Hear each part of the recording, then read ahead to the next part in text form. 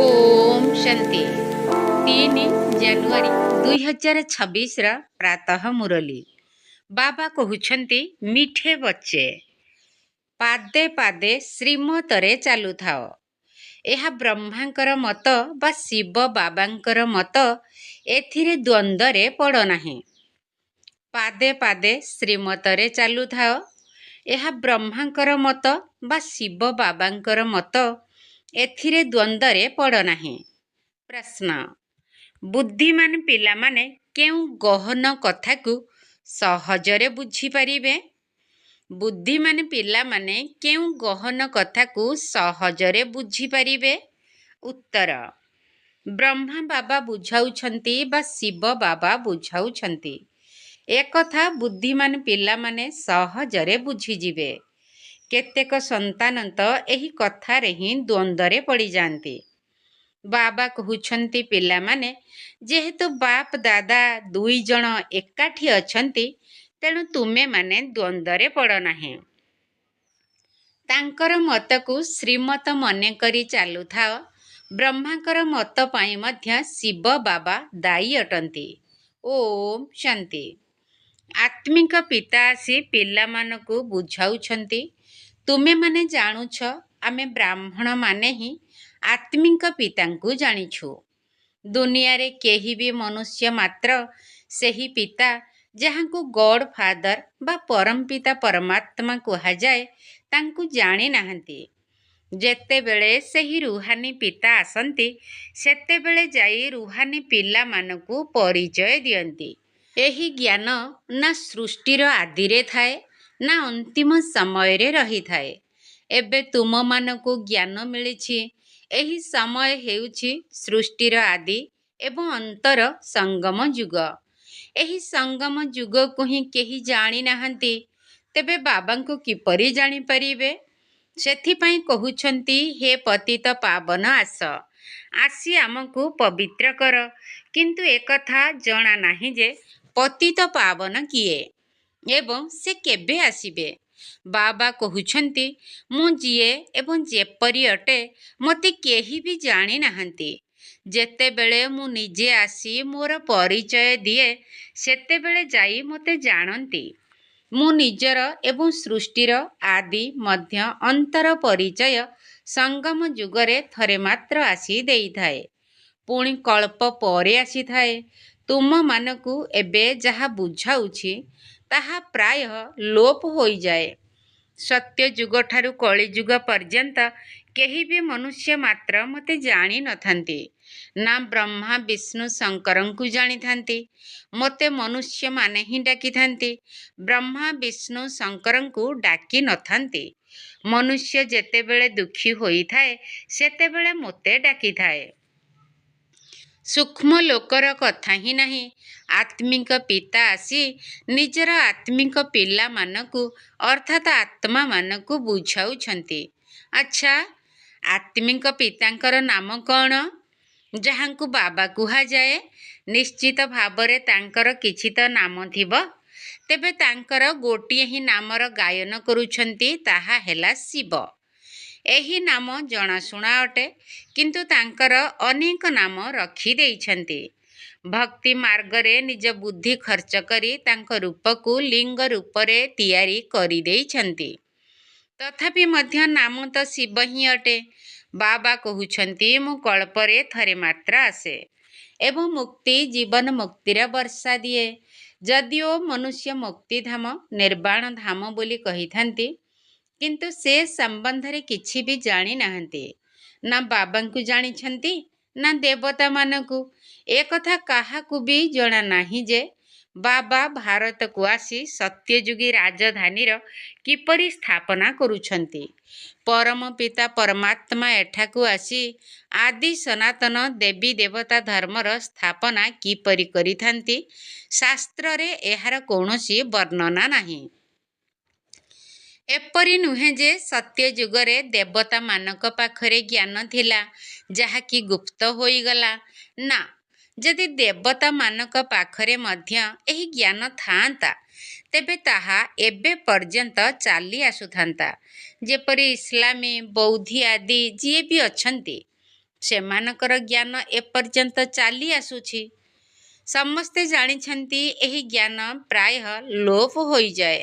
ମୁଁ ଯେତେବେଳେ ଆସେ ସେତେବେଳେ ଯେଉଁ ଆତ୍ମାମାନେ ପତିତ ହୋଇ ରାଜ୍ୟ ହରାଇ ବସିଥାନ୍ତି ସେମାନଙ୍କୁ ପୁନର୍ବାର ପାବନ କରିଥାଏ। ଭାରତରେ ସେମାନଙ୍କର ରାଜ୍ୟ ଥିଲା, ପୁଣି କିପରି ହରାଇଛନ୍ତି ସେ କଥା ମଧ୍ୟ କାହାକୁ ଜଣା ନାହିଁ। ସେଥିପାଇଁ ବାବା କହୁଛନ୍ତି, ପିଲାମାନଙ୍କର ବୁଦ୍ଧି ତୁଚ୍ଛ ହୋଇଯାଇଛି। ମୁଁ ପିଲାମାନଙ୍କୁ ଏହି ଜ୍ଞାନ ଦେଇ ପ୍ରାରବ୍ଧ ଦେଇଥାଏ। ପୁଣି ସମସ୍ତେ ଭୁଲି ଯାଆନ୍ତି ବାବା କିପରି ଆସିଲେ, କିପରି ପିଲାମାନଙ୍କୁ ଶିକ୍ଷା ଦେଲେ, ସେ ସବୁ ଭୁଲି ଯାଆନ୍ତି। ତେବେ ଏହା ମଧ୍ୟ ଡ୍ରାମାରେ ନିର୍ଦ୍ଧାର୍ଯ୍ୟ ଅଛି। ପିଲାମାନଙ୍କୁ ବିଚାର ସାଗର ମନ୍ଥନ କରିବା ପାଇଁ ବିଶାଳ ବୁଦ୍ଧି ଦରକାର। ବାବା କହୁଛନ୍ତି, ଯେଉଁ ଶାସ୍ତ୍ର ଆଦି ତୁମେ ପଢ଼ି ଆସୁଛ ସେ ସବୁ ସତ୍ୟଯୁଗ ତ୍ରେତା ଯୁଗରେ ପଢ଼ୁନଥିଲ। ସେଠାରେ ଏସବୁ ନଥିଲା। ତୁମେମାନେ ତ ଏହି ଜ୍ଞାନକୁ ଭୁଲି ଯାଉଛ। ତେବେ ପୁଣି ଗୀତା ପ୍ରଭୃତି ଶାସ୍ତ୍ର ସବୁ କେଉଁଠୁ ଆସିଲା? ଯେଉଁମାନେ ଗୀତା ଜ୍ଞାନ ଶୁଣି ଏହିଭଳି ପଦ ପାଇଥିଲେ, ଯଦି ସେହିମାନେ ହିଁ ଜାଣିନାହାନ୍ତି ତେବେ ଅନ୍ୟମାନେ ପୁଣି କିପରି ଜାଣିବେ? ଦେବତାମାନେ ମଧ୍ୟ ଜାଣିପାରିବେ ନାହିଁ ଯେ ଆମେମାନେ ମନୁଷ୍ୟରୁ ଦେବତା କିପରି ହେଲୁ। ଏହାପରେ ପୁରୁଷାର୍ଥର ପାଠ ଶେଷ ହୋଇଯିବ। ପ୍ରାରବ୍ଧର ସମୟ ଆରମ୍ଭ ହୋଇଯିବ। ତେଣୁ ସେଠାରେ ଏହି ଜ୍ଞାନ କେଉଁଠୁ ଆସିବ? ବାବା ବୁଝାଉଛନ୍ତି, ଏହି ଜ୍ଞାନ ତୁମମାନଙ୍କୁ କଳ୍ପ ପୂର୍ବ ଭଳି ପୁନର୍ବାର ମିଳୁଛି। ବାବା ରାଜଯୋଗର ଶିକ୍ଷା ଦେଇ ପ୍ରାରବ୍ଧ ପ୍ରାପ୍ତ କରାଉଛନ୍ତି। ସେଠାରେ ତ କାହାର ଦୁର୍ଗତି ହୋଇନଥାଏ।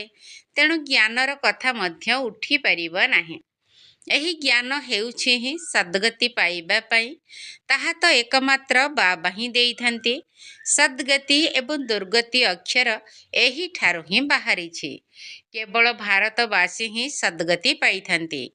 ଭାବୁଛନ୍ତି ହେଭେନଲି ଗଡ୍ ଫାଦର ଅର୍ଥାତ୍ ସ୍ୱର୍ଗର ରଚୟିତା ପରମାତ୍ମା ହିଁ ସ୍ୱର୍ଗର ରଚନା କରିଥିଲେ।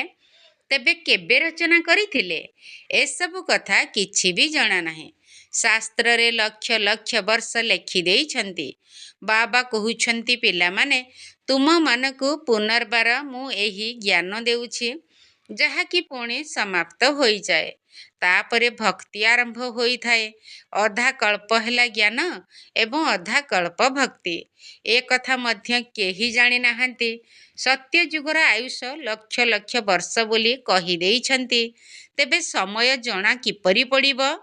ଯଦି 5000 ବର୍ଷର କଥାକୁ ଭୁଲି ଗଲେଣି ତେବେ ଲକ୍ଷ ଲକ୍ଷ ବର୍ଷର କଥା କିପରି ଜାଣିପାରିବେ? ଏସବୁ କଥା କିଛି ବୁଝୁନାହାନ୍ତି। ବାବା କେତେ ସହଜ କରି ବୁଝାଉଛନ୍ତି। ବାସ୍ତବରେ କଳ୍ପର ଆୟୁଷ 5000 ବର୍ଷ ଅଟେ ଏବଂ 4ଟି ଯୁଗ ରହିଛି। 4 ଯୁଗର ସମାନ ଅବଧି 1250 ବର୍ଷ। ବ୍ରାହ୍ମଣମାନଙ୍କର ଏହା କ୍ଷୁଦ୍ର ଯୁଗ ଅଟେ। ସେହି 4 ଯୁଗ ମଧ୍ୟରୁ ଏହି ସଙ୍ଗମ ଯୁଗ ବହୁତ ଛୋଟ। ବାବା ଭିନ୍ନ ଭିନ୍ନ ରୀତିରେ ନୂଆ ନୂଆ ପଏଣ୍ଟ ସବୁ ପିଲାମାନଙ୍କୁ ବୁଝାଇ ଚାଲିଛନ୍ତି। ଧାରଣା ତ ତୁମମାନଙ୍କୁ କରିବାକୁ ହେବ। ସେଥିପାଇଁ ବହୁତ ମେହନତ କରିବାକୁ ହେବ। ଡ୍ରାମା ଅନୁସାରେ ମୁଁ ଯାହା କିଛି ବୁଝାଇ ଆସିଛି, ଏବେ ପୁଣି ସେହି ପାଠ ଚାଲୁଛି। ଯାହା କିଛି ଶୁଣାଇବାର ଥିଲା ତାହା ହିଁ ଏବେ ଶୁଣାଉଛି। ପାଠ ଇମର୍ଜ ହୋଇ ଚାଲିଛି। ତୁମେମାନେ ଶୁଣି ଚାଲିଛ। ତୁମମାନଙ୍କୁ ହିଁ ଧାରଣ କରିବାକୁ ହେବ ଏବଂ ଅନ୍ୟମାନଙ୍କୁ ମଧ୍ୟ କରାଇବାକୁ ହେବ। ମୋତେ ତ ଧାରଣ କରିବାର ନାହିଁ। ତୁମମାନଙ୍କୁ ଶୁଣାଉଛି ଏବଂ ଧାରଣା ମଧ୍ୟ କରାଉଛି। ମୋ ଭିତରେ ପତିତମାନଙ୍କୁ ପାବନ କରିବାର ପାଠ ରହିଛି। ଯାହା କିଛି କଳ୍ପ ପୂର୍ବେ ବୁଝାଇଥିଲି ତାହା ହିଁ ଏବେ ବୁଝାଉଛି। ମୁଁ ପ୍ରଥମରୁ ଜାଣିନଥିଲି ଯେ କ'ଣ ଶୁଣାଇବି। ଭଲେ ବ୍ରହ୍ମାଙ୍କ ଆତ୍ମା ବିଚାର ସାଗର ମନ୍ଥନ କରିଥାଏ। ବ୍ରହ୍ମା ବାବା ବିଚାର ସାଗର ମନ୍ଥନ କରି ଶୁଣାଉଛନ୍ତି ବା ଶିବ ବାବା ଶୁଣାଉଛନ୍ତି, ଏହା ବହୁତ ଗହନ କଥା। ଏହି କଥାକୁ ବୁଝିବା ପାଇଁ ବହୁତ ଭଲ ବୁଦ୍ଧି ଦରକାର। ତେବେ ଯେଉଁମାନେ ସେବାରେ ତତ୍ପର ଥିବେ ସେହିମାନଙ୍କର ହିଁ ବିଚାର ସାଗର ମନ୍ଥନ ଚାଲୁଥିବ। ବାସ୍ତବରେ କନ୍ୟାମାନେ ବନ୍ଧନ ମୁକ୍ତ ଥାଆନ୍ତି। ତେଣୁ ସେମାନେ ଏହି ରୁହାନୀ ପାଠ ପଢ଼ାରେ ଲାଗିଯିବା ଦରକାର। କାରଣ ତାଙ୍କର ବନ୍ଧନ ତ କିଛି ନାହିଁ। କୁମାରୀମାନେ ଭଲ ପାଠ ପଢ଼ିପାରିବେ। ସେମାନଙ୍କୁ କେବଳ ପଢ଼ିବା ଏବଂ ପଢ଼ାଇବାକୁ ହେବ। ସେମାନଙ୍କର ତ ଧନ ରୋଜଗାର କରିବାର କୌଣସି ଆବଶ୍ୟକତା ନାହିଁ। ଯଦି କୁମାରୀମାନେ ଏହି ଜ୍ଞାନକୁ ଭଲ ଭାବରେ ବୁଝିଯିବେ ତେବେ ସବୁଠାରୁ ଭଲ। ଯଦି ଜ୍ଞାନୀ ହୋଇଥିବେ ତେବେ ଏହି ରୋଜଗାର ଜମା କରିବାରେ ଲାଗିଯିବେ। କେହି କେହି ତ ବହୁତ ସଉକରେ ଲୌକିକ ପାଠ ପଢ଼ି ଚାଲିଥାନ୍ତି। ବାବା ବୁଝାଉଛନ୍ତି ସେଥିରେ କୌଣସି ଫାଇଦା ନାହିଁ। ତୁମେମାନେ ଏହି ଆଧ୍ୟାତ୍ମିକ ପାଠ ପଢ଼ି ସେବାରେ ଲାଗିଯାଅ। ସେହି ପାଠ ପଢ଼ା ତ କୌଣସି କାମର ନୁହେଁ। ପାଠ ପଢ଼ି ଗୃହସ୍ଥ ବ୍ୟବହାର ଭିତରକୁ ଚାଲିଯାଆନ୍ତି। ଗୃହସ୍ଥୀ ମାତା ହୋଇଯାଆନ୍ତି। କନ୍ୟାମାନଙ୍କୁ ତ ଏହି ଜ୍ଞାନ ମାର୍ଗରେ ଅନୁପ୍ରାଣିତ ହେବା ଦରକାର। ପାଦେ ପାଦେ ଶ୍ରୀମତ ଅନୁସାରେ ଚାଲି ଧାରଣା କରିବାରେ ଲାଗିଯିବା ଦରକାର। ମମ୍ମା ଆରମ୍ଭରୁ ଆସି ଏହି ପାଠ ପଢ଼ାରେ ଲାଗିଗଲେ। କେତେ କୁମାରୀ ତ ଗୁପ୍ତ ହୋଇଗଲେ। ଏହି ମାର୍ଗରେ କୁମାରୀମାନଙ୍କୁ ବହୁତ ଭଲ ସୁଯୋଗ ଅଛି। ଶ୍ରୀମତ ଅନୁସାରେ ଚାଲିଲେ ବହୁତ ଫାଷ୍ଟ କ୍ଲାସ୍ ହୋଇଯିବେ। କିନ୍ତୁ ଏହା ବାବାଙ୍କର ଶ୍ରୀମତ ନା ବ୍ରହ୍ମାଙ୍କର ମତ, ଏହି କଥାରେ ହିଁ ଦ୍ୱନ୍ଦ୍ୱରେ ପଡ଼ୁଛନ୍ତି। ତଥାପି ମଧ୍ୟ ଇଏ ବାବାଙ୍କର ରଥ ଅଟନ୍ତି ନା? ଯଦିଓ ଏହାଙ୍କ ଦ୍ୱାରା କିଛି ଭୁଲ ହୋଇଯାଏ ତଥାପି ତୁମେମାନେ ଶ୍ରୀମତ ଅନୁସାରେ ଚାଲୁଥାଅ। ତେବେ ବାବା ଆପେ ଆପେ ଠିକ୍ କରିଦେବେ। ଶ୍ରୀମତ ମଧ୍ୟ ଏହାଙ୍କ ଦ୍ୱାରା ହିଁ ମିଳିବ। ଏକଥା ସବୁବେଳେ ବୁଝିବା ଦରକାର ଯେ ଯଦି ଶ୍ରୀମତ ମିଳୁଛି ତେବେ ଯାହା ବି ହେଉ ବାବା ସେଥିପାଇଁ ଦାୟୀ ହେବେ। ଯଦି ବ୍ରହ୍ମାଙ୍କ ଦ୍ୱାରା କିଛି ଭୁଲ ହୋଇଯାଏ ତେବେ ଶିବ ବାବା କହୁଛନ୍ତି ମୁଁ ଦାୟୀ। ଡ୍ରାମାରେ ଏହି ରହସ୍ୟ ନିର୍ଦ୍ଧାର୍ଯ୍ୟ ଅଛି। ଏହାଙ୍କର ଭୁଲକୁ ମଧ୍ୟ ବାବା ଠିକ୍ କରିଦେଇ ପାରିବେ। କାରଣ ଇଏ ମଧ୍ୟ ତୁମର ପିତା ଅଟନ୍ତି ନା? ବାପ ଦାଦା ଦୁଇ ଜଣ ଏକାଠି ଅଛନ୍ତି। ତେଣୁ କେହି କେହି ଦ୍ୱନ୍ଦ୍ୱରେ ପଡ଼ିଯାଉଛନ୍ତି। ଜଣାପଡ଼ୁନାହିଁ ଯେ ଶିବ ବାବା କହୁଛନ୍ତି ନା ବ୍ରହ୍ମା କହୁଛନ୍ତି। ଯଦି ଭାବିବେ ଶିବ ବାବା ହିଁ ମତ ଦେଉଛନ୍ତି ତେବେ କେବେ ବି ହଲଚଲ ହେବେ ନାହିଁ। ଶିବ ବାବା ଯାହା ବୁଝାଉଛନ୍ତି ତାହା ଠିକ୍ ହିଁ ଅଟେ। ତୁମେମାନେ କହୁଛ ବାବା ଆପଣ ହିଁ ଆମର ପିତା, ଶିକ୍ଷକ, ଗୁରୁ ଅଟନ୍ତି। ତେଣୁ ଶ୍ରୀମତ ଅନୁସାରେ ଚାଲିବା ଉଚିତ ନା? ବାବା ଯାହା କହୁଛନ୍ତି ସେହି ଅନୁସାରେ ଚାଲ। ସର୍ବଦା ମନେକର ଶିବ ବାବା କହୁଛନ୍ତି। ସେ ହେଲେ କଲ୍ୟାଣକାରୀ। ଏହାଙ୍କ ପାଇଁ ମଧ୍ୟ ବାବା ଉତ୍ତରଦାୟୀ ଅଟନ୍ତି। ସିଏ ତାଙ୍କର ରଥ ଅଟନ୍ତି ନା? ତୁମେମାନେ ଦ୍ୱନ୍ଦ୍ୱରେ କାହିଁକି ପଡ଼ୁଛ? କିଏ ଜାଣେ ଏହା ବ୍ରହ୍ମାଙ୍କର ମତ ନା ଶିବ ବାବାଙ୍କର? ତୁମେମାନେ ଏପରି କାହିଁକି ଭାବୁନାହଁ ଯେ ଶିବ ବାବା ହିଁ ବୁଝାଉଛନ୍ତି? ଶ୍ରୀମତ ଯାହା କହୁଛି ତାହା କରି ଚାଲ। ଅନ୍ୟର ମତ ଅନୁସାରେ କାହିଁକି ଚାଲୁଛ? ଶ୍ରୀମତ ଅନୁସାରେ ଚାଲିଲେ କେବେ ଅଣନିଶ୍ୱାସୀ ହେବ ନାହିଁ, ଅର୍ଥାତ୍ ବିଘ୍ନର ବଶବର୍ତ୍ତୀ ହେବ ନାହିଁ। କିନ୍ତୁ ଶ୍ରୀମତ ଅନୁସାରେ ଚାଲିପାରୁନାହାନ୍ତି, ଦ୍ୱନ୍ଦ୍ୱରେ ପଡ଼ିଯାଉଛନ୍ତି। ବାବା କହୁଛନ୍ତି ଯଦି ଶ୍ରୀମତ ଉପରେ ନିଶ୍ଚୟ ରଖିବ ତେବେ ସବୁ ଲାଭ କ୍ଷତିର ଦାୟୀ ମୁଁ ହେବି। ଯଦି ନିଶ୍ଚୟ ରଖିବ ନାହିଁ ତେବେ ମୁଁ ମଧ୍ୟ ଦାୟୀ ନୁହେଁ। ସବୁବେଳେ ଭାବ ଆମକୁ ଶ୍ରୀମତ ଉପରେ ଚାଲିବାର ଅଛି। ସିଏ ଯାହା କହିବେ, ଚାହେଁ ସ୍ନେହ କରନ୍ତୁ ଚାହେଁ ମାରନ୍ତୁ, ଏହି କଥା ପାଇଁ ମଧ୍ୟ ଗାୟନ ରହିଛି। ଏଥିରେ ତ ଗୋଇଠା ଇତ୍ୟାଦି ମାରିବାର କିଛି କଥା ନାହିଁ। କିନ୍ତୁ ଏହି କଥାରେ ନିଶ୍ଚୟ ଆସିବା କାହା କାହାକୁ ବହୁତ ମୁସ୍କିଲ ହୋଇଯାଉଛି। ଯଦି ପୁରା ନିଶ୍ଚୟ ହୋଇଯିବ ତେବେ କର୍ମାତୀତ ଅବସ୍ଥା ହୋଇଯିବ।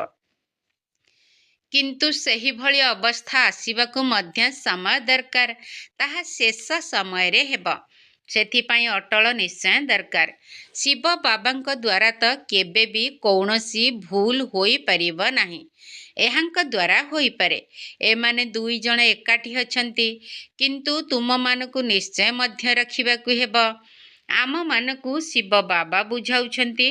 ତେଣୁ ତାକୁ ମାନି ଚାଲିବାକୁ ହେବ। ତେଣୁ ବାବାଙ୍କର ଶ୍ରୀମତ ମନେ କରି ଚାଲୁଥାଅ। ତେବେ ଓଲଟା କଥା ମଧ୍ୟ ସିଧା ଅର୍ଥାତ୍ ଭୁଲ ମଧ୍ୟ ଠିକ୍ ହୋଇଯିବ। କେଉଁଠି କେଉଁଠି ଭୁଲ ବୁଝାମଣା ମଧ୍ୟ ହୋଇଯାଉଛି। ଶିବ ବାବା ଏବଂ ବ୍ରହ୍ମା ବାବାଙ୍କର ମୁରଲୀକୁ ମଧ୍ୟ ବହୁତ ଭଲ ଭାବରେ ବୁଝିବାକୁ ହେବ। ଶିବ ବାବା କୁହନ୍ତୁ ବା ବ୍ରହ୍ମା କୁହନ୍ତୁ, ଏମିତି ନୁହେଁ ଯେ ବ୍ରହ୍ମା ବାବା କିଛି ବି କହୁନାହାନ୍ତି, କିନ୍ତୁ ବାବା ବୁଝାଉଛନ୍ତି। ଆଚ୍ଛା, ତୁମେମାନେ ଭାବ ଯେ ଏହି ବ୍ରହ୍ମା କିଛି ଜାଣିନାହାନ୍ତି। ଶିବ ବାବା ହିଁ ସବୁ କିଛି ଶୁଣାଉଛନ୍ତି। ଶିବ ବାବାଙ୍କ ରଥକୁ ସ୍ନାନ କରାଉଛି, ଶିବ ବାବାଙ୍କର ରୋଷେଇ ଘରେ ସେବା କରୁଛି। ଏହି କଥା ସ୍ମୃତିରେ ରହିଲେ ମଧ୍ୟ ବହୁତ ଭଲ। ଯଦି ଶିବ ବାବାଙ୍କ ସ୍ମୃତିରେ ରହି କିଛି ବି କରିବ, ତେବେ ଅନେକଙ୍କ ଠାରୁ ତୀବ୍ର ବେଗରେ ଆଗକୁ ଯାଇପାରିବ। ମୁଖ୍ୟ କଥା ହେଲା ଶିବ ବାବାଙ୍କ ସହିତ ଯୋଗ ଲଗାଇବା। ପ୍ରଥମ କଥା ହେଲା ଅଲଫ ବାବା ଏବଂ ବେ ବର୍ଷା, ବାକି ହେଲା ବିସ୍ତାରର କଥା। ବାବା ଯାହା କିଛି ବୁଝାଉଛନ୍ତି ତାହା ଉପରେ ଧ୍ୟାନ ଦେବାକୁ ହେବ। ବାବା ହିଁ ପତିତ ପାବନ ଜ୍ଞାନର ସାଗର ଅଟନ୍ତି ନା? ସିଏ ହିଁ ଏଠାକୁ ଆସି ପତିତ ଶୂଦ୍ରମାନଙ୍କୁ ବ୍ରାହ୍ମଣ କରୁଛନ୍ତି, ବ୍ରାହ୍ମଣମାନଙ୍କୁ ହିଁ ପବିତ୍ର କରୁଛନ୍ତି, ଶୂଦ୍ରଙ୍କୁ ପାବନ କରୁନାହାନ୍ତି। ଏହିସବୁ କଥା କୌଣସି ଭାଗବତ ଇତ୍ୟାଦିରେ ନାହିଁ। କିଛି କିଛି କଥା ଅଛି। ମନୁଷ୍ୟମାନଙ୍କୁ ତ ଏକଥା ମଧ୍ୟ ଜଣା ନାହିଁ ଯେ ରାଧାକୃଷ୍ଣ ହିଁ ଲକ୍ଷ୍ମୀ ନାରାୟଣ ହେଉଛନ୍ତି। ଏହି କଥାରେ ମଧ୍ୟ ଦ୍ୱନ୍ଦ୍ୱରେ ପଡ଼ିଯାଉଛନ୍ତି। ଦେବତାମାନେ ତ ସୂର୍ଯ୍ୟବଂଶୀ ଚନ୍ଦ୍ରବଂଶୀ ଅଟନ୍ତି। ଲକ୍ଷ୍ମୀ ନାରାୟଣଙ୍କର କୁଳ ଏବଂ ସୀତା ରାମଙ୍କର କୁଳ। ବାବା କହୁଛନ୍ତି, ଭାରତବାସୀ ମିଠା ସନ୍ତାନମାନେ ମନେ ପକାଅ। ଏ କଥା ତ ଲକ୍ଷ ଲକ୍ଷ ବର୍ଷର ନୁହେଁ, ଏହା ତ କାଲିର କଥା। ମୁଁ ତୁମମାନଙ୍କୁ ରାଜ୍ୟ ଦେଇଥିଲି, କେତେ ପ୍ରଚୁର ଧନ ଦୌଲତ ଦେଇଥିଲି, ସାରା ବିଶ୍ୱର ମାଲିକ କରିଥିଲି। ସେତେବେଳେ ଆଉ କୌଣସି ରାଷ୍ଟ୍ର ନଥିଲା। ପୁଣି ତୁମର କ'ଣ ହେଲା? ବିଦ୍ୱାନ, ଆଚାର୍ଯ୍ୟ, ପଣ୍ଡିତ କେହି ବି ଏହିସବୁ କଥାକୁ ଜାଣିନାହାନ୍ତି। ବାବା କହୁଛନ୍ତି, ଆରେ ଭାରତବାସୀମାନେ ତୁମକୁ ରାଜ୍ୟ ଭାଗ୍ୟ ଦେଇଥିଲେ ନା? ତୁମେମାନେ ମଧ୍ୟ କହିବ, ଶିବ ବାବା କହୁଛନ୍ତି, ତୁମକୁ ଏତେ ସବୁ ଧନ ଦେଇଥିଲି, ସେସବୁ କେଉଁଠି ହରାଇଲ? ବାବାଙ୍କର ବର୍ଷା କେତେ ଜବରଦସ୍ତ ଅଟେ। ପିତା ହିଁ ପଚାରିଥାନ୍ତି ନା? ଅଥବା ପିତା ଦେହତ୍ୟାଗ କଲା ପରେ ମିତ୍ର ସମ୍ବନ୍ଧୀମାନେ ପଚାରିଥାନ୍ତି, ତୁମର ପିତା ତୁମକୁ ଏତେ ଟଙ୍କା ପଇସା ଦେଇ ଯାଇଥିଲେ, ସେସବୁ କେଉଁଠି ହରାଇଲ? ଇଏ ତ ହେଲେ ବେହଦର ପିତା। ବାବା ତ କଉଡ଼ିରୁ ହୀରା ଭଳି କରିଥିଲେ, ଏତେ ରାଜ୍ୟ ଭାଗ୍ୟ ଦେଇଥିଲେ, ତେବେ ସେହି ଧନ ସବୁ କୁଆଡ଼େ ଗଲା? ତୁମେ କ'ଣ ଜବାବ ଦେବ? ଏ କଥା କାହାର ବୁଦ୍ଧିରେ ମଧ୍ୟ ଆସୁନାହିଁ। ତୁମେମାନେ ଜାଣୁଛ ଯେ ବାବା ଠିକ୍ କଥା ପଚାରୁଛନ୍ତି। ଏତେ କାଙ୍ଗାଳ କିପରି ହେଲ? ପ୍ରଥମେ ସବୁ କିଛି ସତ୍ତ୍ୱ ପ୍ରଧାନ ଥିଲା, ପୁଣି ଯେତେବେଳେ କଳା କମି କମି ଗଲା, ସେତେବେଳେ ସବୁ କିଛି କମି କମି ଗଲା। ସତ୍ୟ ଯୁଗରେ ତ ସତ୍ତ୍ୱ ପ୍ରଧାନ ଥିଲା। ଲକ୍ଷ୍ମୀ ନାରାୟଣଙ୍କର ରାଜ୍ୟ ଥିଲା। ରାଧେ କୃଷ୍ଣଙ୍କଠାରୁ ଲକ୍ଷ୍ମୀ ନାରାୟଣଙ୍କର ନାମ ଅଧିକ ବିଖ୍ୟାତ। ତାଙ୍କର ଗ୍ଲାନି କେହି କରିନାହାନ୍ତି, ଆଉ ସମସ୍ତଙ୍କ ପାଇଁ ନିନ୍ଦାର କଥା ଲେଖିଛନ୍ତି। ଲକ୍ଷ୍ମୀ ନାରାୟଣଙ୍କ ରାଜ୍ୟରେ କୌଣସି ଦୈତ୍ୟ ଆଦି ଥିବାର କହୁନାହାନ୍ତି। ତେବେ ଏହିସବୁ କଥାକୁ ବୁଝିବା ଦରକାର। ବାବା ଜ୍ଞାନ ଧନରେ ତୁମମାନଙ୍କ ଝୁଲାମୁଣିକୁ ଭରୁଛନ୍ତି। ବାବା କହୁଛନ୍ତି, ପିଲାମାନେ ଏହି ମାୟାଠାରୁ ସାବଧାନ ରୁହ। ଆଚ୍ଛା, ମିଠା ମିଠା ଶିଖିଲ ଦେ ସନ୍ତାନମାନଙ୍କ ପ୍ରତି ମାତା ପିତା ବାପ ଦାଦାଙ୍କର ମଧୁର ସ୍ନେହ ସମ୍ପନ୍ନ ଶୁଭେଚ୍ଛା ଏବଂ ସୁପ୍ରଭାତ। ଆତ୍ମିକ ପିତାଙ୍କର ଆତ୍ମିକ ସନ୍ତାନମାନଙ୍କୁ ନମସ୍ତେ। ଆମ ଆତ୍ମିକ ସନ୍ତାନମାନଙ୍କର ଆତ୍ମିକ ବାପ ଦାଦାଙ୍କୁ ନମସ୍ତେ ନମସ୍ତେ ନମସ୍ତେ ଏବଂ ସୁପ୍ରଭାତ। ଧାରଣା ପାଇଁ ମୁଖ୍ୟ ସାର। ପ୍ରଥମ ପଏଣ୍ଟ, ସେନ୍ସିବୁଲ ଅର୍ଥାତ୍ ଜ୍ଞାନୀ ହୋଇ ସଚ୍ଚା ଅର୍ଥାତ୍ ପ୍ରକୃତ ଆତ୍ମିକ ସେବାରେ ଲାଗିଯିବାକୁ ହେବ। ସବୁ କଥା ପାଇଁ ଶିବ ବାବା ହିଁ ଦାୟୀ ଅଟନ୍ତି। ସେଥିପାଇଁ ଶ୍ରୀମତରେ କେବେ ବି ସଂଶୟ ଅର୍ଥାତ୍ ସନ୍ଦେହ କରିବାର ନାହିଁ। ନିଶ୍ଚୟର ଅଟଳ ରହିବାର ଅଛି। ସେନ୍ସିବୁଲ ଅର୍ଥାତ୍ ଜ୍ଞାନୀ ହୋଇ ସଚ୍ଚା ଅର୍ଥାତ୍ ପ୍ରକୃତ ଆତ୍ମିକ ସେବାରେ ଲାଗିଯିବାକୁ ହେବ। ସବୁ କଥା ପାଇଁ ଶିବ ବାବା ହିଁ ଦାୟୀ ଅଟନ୍ତି। ସେଥିପାଇଁ ଶ୍ରୀମତରେ କେବେ ବି ସଂଶୟ ଅର୍ଥାତ୍ ସନ୍ଦେହ କରିବାର ନାହିଁ। ନିଶ୍ଚୟର ଅଟଳ ରହିବାର ଅଛି। ଦ୍ୱିତୀୟ ପଏଣ୍ଟ, ବିଚାର ସାଗର ମନ୍ଥନ କରି ବାବା ବୁଝାଉଥିବା ପ୍ରତ୍ୟେକ ଜ୍ଞାନ ବିନ୍ଦୁ ଉପରେ ଧ୍ୟାନ ଦେବାକୁ ହେବ। ନିଜେ ଜ୍ଞାନକୁ ଧାରଣ କରି ଅନ୍ୟମାନଙ୍କୁ ଶୁଣାଇବାକୁ ହେବ। ବିଚାର ସାଗର ମନ୍ଥନ କରି ବାବା ବୁଝାଉଥିବା ପ୍ରତ୍ୟେକ ଜ୍ଞାନ ବିନ୍ଦୁ ଉପରେ ଧ୍ୟାନ ଦେବାକୁ ହେବ। ନିଜେ ଜ୍ଞାନକୁ ଧାରଣ କରି ଅନ୍ୟମାନଙ୍କୁ ଶୁଣାଇବାକୁ ହେବ। ବରଦାନ: ନିଜର ଆଦି ଅନାଦି ରିଅଲ ରୂପକୁ ଅର୍ଥାତ୍ ପ୍ରକୃତ ସ୍ୱରୂପକୁ ରିଅଲାଇଜ୍ କରୁଥିବା ସମ୍ପୂର୍ଣ୍ଣ ପବିତ୍ର ଭବ। ନିଜର ଆଦି ଅନାଦି ରିଅଲ ରୂପକୁ ଅର୍ଥାତ୍ ପ୍ରକୃତ ସ୍ୱରୂପକୁ ରିଅଲାଇଜ୍ କରୁଥିବା ସମ୍ପୂର୍ଣ୍ଣ ପବିତ୍ର ଭବ। ଆତ୍ମାର ଅନାଦି ଏବଂ ଆଦି ଦୁଇଟି ଯାକର କାଳର ବାସ୍ତବିକ ସ୍ୱରୂପ ପବିତ୍ର ଅଟେ। ଅପବିତ୍ରତା ନକଲି ଅଟେ, ଯାହାକି ଶୂଦ୍ରମାନଙ୍କଠାରୁ ମିଳିଛି। ତେବେ ଶୂଦ୍ରମାନଙ୍କର ଜିନିଷ ବ୍ରାହ୍ମଣମାନେ ବ୍ୟବହାର କରିପାରିବେ ନାହିଁ। ସେଥିପାଇଁ କେବଳ ଏହି ସଂକଳ୍ପ କର ଯେ ଅନାଦି ଆଦି ବାସ୍ତବିକ ସ୍ୱରୂପରେ ମୁଁ ପବିତ୍ର ଆତ୍ମା ଅଟେ। ଯାହାକୁ ବି ଦେଖୁଛ ତାର ବାସ୍ତବିକ ସ୍ୱରୂପକୁ ଦେଖ, ବାସ୍ତବିକତାର ଅନୁଭୂତି କର। ତାହା ହେଲେ ସମ୍ପୂର୍ଣ୍ଣ ପବିତ୍ର ହୋଇ ଫାଷ୍ଟ କ୍ଲାସ୍ ବା ଏୟାର କଣ୍ଡିସନ ଟିକେଟର ଅଧିକାରୀ ହୋଇପାରିବ। ସ୍ଲୋଗାନ: ଯଦି ପରମାତ୍ମା ଆଶୀର୍ବାଦରେ ନିଜର ଅଣ୍ଟି ଭରପୁର ରଖିବ, ତେବେ ମାୟା ସମୀପକୁ ଆସିପାରିବ ନାହିଁ। ଯଦି ପରମାତ୍ମା ଆଶୀର୍ବାଦରେ ନିଜର ଅଣ୍ଟି ଭରପୁର ରଖିବ, ତେବେ ମାୟା ସମୀପକୁ ଆସିପାରିବ ନାହିଁ। ଅବ୍ୟକ୍ତ ଇଶାରା: ଏହି ଅବ୍ୟକ୍ତି ମାସରେ ବନ୍ଧନ ମୁକ୍ତ ହୋଇ ଜୀବନ ମୁକ୍ତ ସ୍ଥିତିର ଅନୁଭବ କର। ଅଧିକାଂଶ ପିଲା ଏବେ ଲୁହାର ଜଞ୍ଜିର ଗୁଡ଼ିକୁ ତ କାଟି ଦେଇଛନ୍ତି, କିନ୍ତୁ ବହୁତ ସୂକ୍ଷ୍ମ ଏବଂ ରାଜକୀୟ ସୂତାର ବନ୍ଧନ ଏବେ ବି ବାନ୍ଧି ରଖିଛି। କେତେକ ତ ନିଜକୁ ବହୁତ ଭଲ ବ୍ୟକ୍ତିତ୍ୱର ଅଧିକାରୀ ମନେ କରୁଛନ୍ତି। ନିଜ ଭିତରେ ସେଭଳି କୌଣସି ବିଶେଷତା ନଥିଲେ ମଧ୍ୟ ଏଭଳି ଅନୁଭବ ହେଉଛି ଯେ ମୁଁ ବହୁତ ଭଲ ଅଟେ, ମୁଁ ବହୁତ ଆଗକୁ ବଢ଼ୁଛି। ଏହିଭଳି ଜୀବନ ବନ୍ଧନର ସୂତା ଗୁଡ଼ିକ ବହୁତ ପିଲାଙ୍କ ପାଖରେ ଅଛି। ବାପ ଦାଦା ଏବେ ଏହିଭଳି ସୂତାର ବନ୍ଧନ ଠାରୁ ମଧ୍ୟ ମୁକ୍ତ, ଜୀବନ ମୁକ୍ତ ସ୍ଥିତିରେ ଦେଖିବାକୁ ଚାହୁଁଛନ୍ତି। ଓମ୍ ଶାନ୍ତି। ଆସିଛି ଆଜି ନୂଆ ବରଷ, ଆସ ଆସ ଭାଇ ଭଉଣୀ ଆସ। ଆସିଛି ଆଜି ନୂଆ ବରଷ, ଆସ ଆସ ଭାଇ ଭଉଣୀ ଆସ। ନାଚିବା ଗାଇବା ଖେଳିବା, ନାଚିବା ଗାଇବା ଖେଳିବା, ଫୁଟାଇ ଦେବା ସଭିଙ୍କ ମୁଖରେ ହସ। ଆସିଛି ଆଜି ନୂଆ ବରଷ, ଆସ ଆସ ଭାଇ ଭଉଣୀ ଆସ। ଆସିଛି ଆଜି ନୂଆ ବରଷ, ଆସ ଆସ ଭାଇ ଭଉଣୀ ଆସ। ଆମେରେ ସବୁ ବ୍ରହ୍ମା ବତ୍ସ, ବାବାଙ୍କ ନୟନ ମଣି। ସନ୍ତୁଷ୍ଟ ରହି ସନ୍ତୁଷ୍ଟ କରି ବନିବା ସନ୍ତୁଷ୍ଟ ମଣି। ଶାନ୍ତି ଆମ ଗଳାର ହାର, ପବିତ୍ରତା ସଧର୍ମ। ସଭିଙ୍କ ମନେ ଜଗାଇ ଦେବା ବିଶ୍ୱ ଭାତୃତ୍ୱ ପ୍ରେମ। ଦୂରେଇ ଦେବା ସଭିଙ୍କ ମନୁ, ଦୂରେଇ ଦେବା ସଭିଙ୍କ ମନୁ ଦୁଃଖ ଉଦାସ। ଆସ ଆସ ଭାଇ ଭଉଣୀ ଆସ, ଆସିଛି ଆଜି ନୂଆ ବରଷ।